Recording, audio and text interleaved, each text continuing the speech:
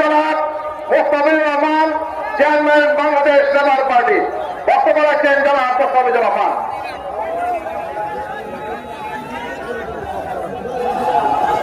আলহামদুলিল্লাহ রাব্বিল আলামিন, والصلاة والسلام على سيد المرسلين وعلى آله وصحابه أجمعين।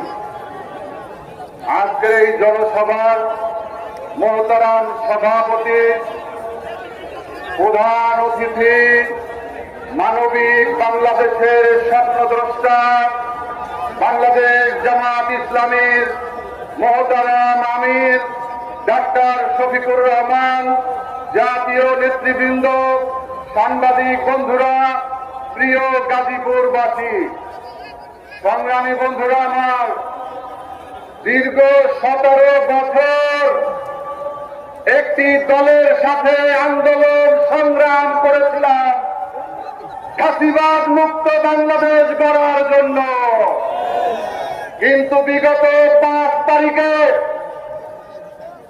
গণঅভ্যুত্থানের পরে দীর্ঘ 17 মাসে তাদের কর্মকাণ্ড দেখে, তাদের সঙ্গ ত্যাগ করে জামাত ইসলামীর নেতৃত্বাধীন জোটে আমরা অংশ নিয়েছি।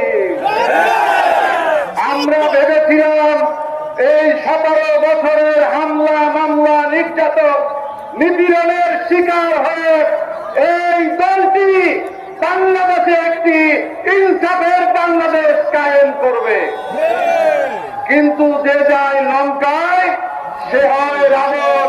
বিগত 17 মাসে সারা বাংলাদেশের চাঁদাবাজি, টেন্ডারবাজি, দখলবাজি, সকল বাজিকরদের আস্তানায় তারা পরিণত হয়েছে। আপনাদের মনে আছে পিলখানায় সেনা হত্যার কথা? আপনাদের মনে আছে ছাত্রা চত্বরে ওলামায়ে কেরামদের হত্যার কথা?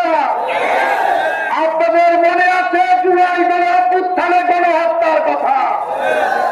যদি মনে থাকে তাহলে আগামী 12 তারিখে এই দাঁড়িপাল্লা, সাতলাখালী থেকে শুরু করে 11 দলীয় জোটের সকল প্রার্থীকে আপনারা ভোট দিয়ে জয়যুক্ত করবেন।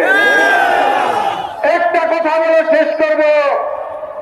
আজকে টেকনাফ থেকে তেতুলিয়া, রূপসা থেকে পাথুরিয়া একটা পরিবর্তনের একটা হাওয়া লেগে গিয়েছে। এদেশের মানুষ ডাক্তার শফিকুর রহমানকে আগামী বাংলাদেশের প্রধানমন্ত্রী দেখতে চায়।